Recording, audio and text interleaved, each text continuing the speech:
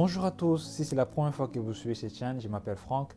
Bienvenue sur ma chaîne où nous explorons tout ce qui concerne le business et la vie en Chine. Aujourd'hui, je vais partager avec vous 5 secrets incontournables pour réussir dans le monde des affaires en Chine. Si vous êtes entrepreneur ou vous rêvez de lancer votre projet, ici cette vidéo est pour vous. Prenez votre notebook parce qu'on va donc donner quelques secrets que vous devez donc avoir à mettre dans vos notebooks. Question de vous rappeler de ça tous les jours. Pour commencer, le tout premier secret que j'aimerais donc vous donner, c'est d'abord comprendre les lois locales et les réglementations. Comprendre ces lois et les réglementations, c'est très important pour tous ceux qui veulent se lancer dans le business. Ce premier secret est peut-être, à mon avis, le plus important. Alors, comprendre les lois et les réglementations locales va vous aider dans beaucoup de choses. Parce qu'en Chine, les règles peuvent varier d'une région à une autre. Cela donc vous donne un peu la perspective de quand vous venez, vous avez l'idée de ce que vous venez faire. Si vous importez ou exportez, vous devez vous familiariser avec les taxes, avec le droit des douanes, avec les licences nécessaires. Cela vous donne en fait la légitimité de pouvoir embrasser votre projet ou votre business sans problème. Je vous recommande en soi de travailler avec un avocat. Cet avocat qui est vraiment spécialisé ou un consultant local qui va vous éviter toutes les erreurs coûteuses. Par exemple, certaines entreprises ignorent des fois qu'il faut un partenaire chinois pour ouvrir certains types de business. Par exemple, vous voulez ouvrir un restaurant, certainement vous avez besoin de quelqu'un qui est dans le secteur, qui se connaît, un partenaire chinois fiable qui vous aidera à pouvoir vous lancer dans ces business. C'est très important. Prenez donc le temps de bien vous informer avant de commencer. Alors, le deuxième secret que j'aimerais aborder avec vous, c'est plutôt la maîtrise de la culture des négociations. Beaucoup ne comprennent pas encore de quoi il s'agit. Beaucoup doivent comprendre que la négociation, c'est un art en Chine. Ici, ce n'est pas juste une question du genre chiffres, c'est aussi question de relations et de confiance. C'est ce qu'on appelle au fait le guanxi en chinois. En quelque sorte, c'est au fait un terme qui désigne le réseau ou connexion personnelle. Mais avant même de parler business, investir votre temps à construire une bonne relation avec tous vos partenaires. Ça, c'est très important. Acceptez quelque chose de leur invitation, un dîner, apprenez quelques mots en mandarin. Donc, soyez quelque chose de patient en fait. Et la Chine fonctionne beaucoup sur la base de confiance. En quelque sorte, ne vous entendez pas à construire un accord dès votre première rencontre comme ça. Vous imaginez que non, on va construire quelque chose de bon déjà, non. Parce que les Chinois prennent du temps pour évaluer le sérieux. Restez professionnel et au-delà de tout, soyez plus respectueux de leurs traditions. Ça, c'est très important. Ça vous donnera beaucoup plus de l'avance sur ce que vous faites. Alors, on passe à un troisième point. Cette fois-ci, nous allons donc parler de quelque chose qui va plus concerner le choix de bons partenaires locaux. Parce qu'on a parlé du choix du partenaire, qu'on devait avoir un partenaire. Alors, comment faire ce choix-là du partenaire? C'est quelque chose de très important pour réussir dans vos projets ou votre business en Chine. Choisissez des bons partenaires. Parce que, comme nous sommes en train de parler du troisième point, de choisir un bon partenaire, parce que faire des affaires en Chine sans un soutien local, c'est comme quand tu navigues sans boussole. Imagine-toi, tu es sur la mer, tu n'as pas de boussole, tu te retrouves ailleurs. Donc, c'est très important de vraiment faire cela avec un partenaire local. Un bon partenaire connaît bien le marché. Il a des connexions qui sont vraiment solides et peut vous aider à éviter le piège. Mais attention, en tout cas, ne vous précipitez même pas.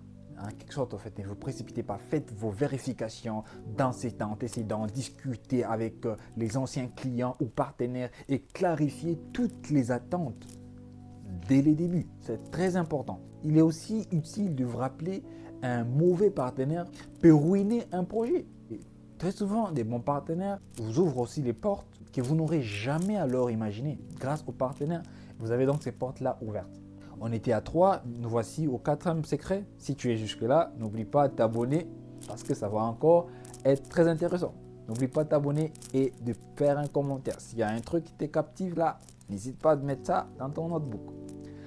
Alors, le 4e point, c'est tout simplement investir dans une présence locale forte. Quand je parle de la présence locale, c'est très important d'être très présent sur le marché, le foire intelligent. Parce qu'en soi, la Chine, c'est un marché, je peux dire, où la visibilité est essentielle. Si vous voulez réussir en Chine, en tout cas, vous devez être très présent physiquement et digitalement. Vous devez être présent. Vous devez donc participer à des foires commerciales. C'est l'un des meilleurs, en tout cas, moyens de se faire connaître, à mon avis. De rencontrer, au fait, quelque chose comme des clients potentiels, un truc comme ça. Et vous devez donc aussi avoir un site web ou une boutique en ligne. En quelque sorte, vous devez donc vous immerger dans leur mode de vie parce qu'en Chine, en soi, le monde est beaucoup plus digitalisé. Il y a beaucoup plus une présence sur le réseau, en tout cas, avec leur application Douyin, WeChat. Donc, beaucoup de choses comme ça, c'est fait sur téléphone. Et donc, votre présence sur Internet vous donne au fait accès à un grand nombre de personnes qui peuvent solliciter votre marché. Et n'oubliez pas, comme je disais tout à l'heure, les réseaux sociaux comme WeChat et Douyin sont incontournables pour atteindre vos clients. Vous devez donc créer du contenu, interagir avec toutes les personnes qui sont sur votre audience. Et enfin, si vous êtes là, en tout cas, vous avez tenu jusqu'à la fin parce que nous sommes sur notre dernier point, le 5e. Donc, c'est pour s'adapter au fait rapidement au changement. Il faudra s'habituer à vraiment avoir ces casquettes-là de clients qui analysent et qui peuvent facilement shifter quand ils voient un changement et s'adapter. Donc, adaptez-vous rapidement au changement. Quand je parle de s'adapter rapidement au changement, c'est que la Chine, c'est un pays qui évolue alors à une vitesse incroyable, je vous assure. Incroyable. Ce qui fonctionne aujourd'hui peut devenir peut-être obsolète demain. En un laps de temps comme ça. Et pour réussir, vous devez donc surveiller en quelque sorte les tendances de vos clients et ajuster vos produits ou les services, bien entendu, en conséquence en fait. Soyez innovant, hein, l'innovation c'est très important, rapide et vraiment prêt à changer les stratégies si nécessaire. Et les entreprises qui réussissent ici, en tout cas en Chine, sont celles qui s'adaptent plus rapidement en fait. Vous avez suivi les 5 points. Si ces 5 points vous ont intéressé et que vous avez trouvé quelque chose de plus attractif sur ces points et que vous êtes toujours intéressé à venir investir en Chine, à ouvrir votre entreprise en Chine, en tout cas, n'hésitez pas à mettre un commentaire. Les amis, ici, mes 5 secrets pour réussir dans le business en Chine, on peut le récapituler en un bref, je crois, de 5 points que je peux vous donner rapidement. Le premier, c'est d'abord de comprendre, au fait, les lois locales. Si tu as raté l'intégralité de la vidéo, en tout cas, c'est ça que je veux que tu retiennes, comprendre les lois locales.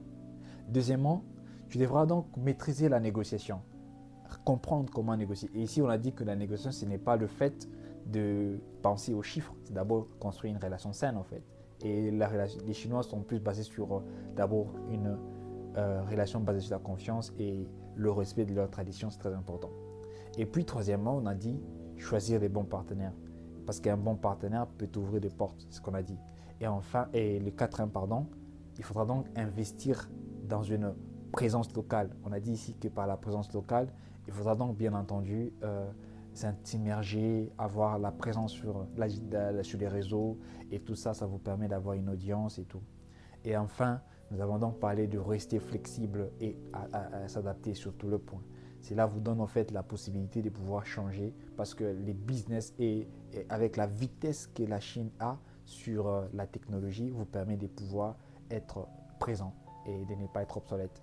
Voilà un tout petit peu là où s'achève cette vidéo. Si vous avez aimé, n'hésitez pas à vous abonner et de partager. On se retrouve dans une prochaine vidéo où nous allons donc discuter sur beaucoup de biens de la Chine et surtout de business. Soyez connectés en tout cas, on se retrouve très bientôt.